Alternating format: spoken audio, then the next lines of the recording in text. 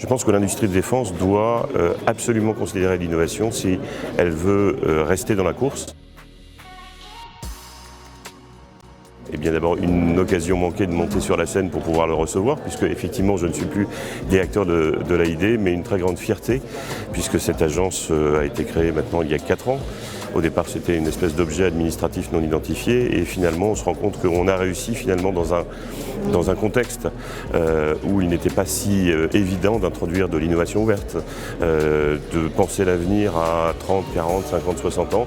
On a réussi à faire exister un acteur et surtout à rendre crédibles et réelles des avancées concrètes en termes d'innovation qui rendent un service aujourd'hui tous les jours aux forces.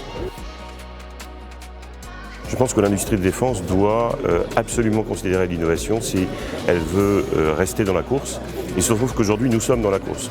Nous sommes peut-être même dans certaines technologies dans le quatuor de tête. Je pense par exemple aux technologies quantiques, aux drones, à l'intelligence artificielle. La France n'a pas à avoir honte. Néanmoins, nous avons des acteurs qui ont dû apprendre à travailler avec tous les acteurs de l'innovation.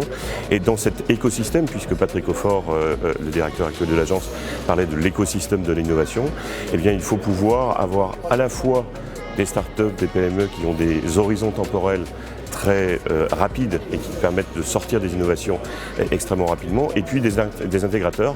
On ne met pas n'importe quelle innovation dans un rafale du jour au lendemain.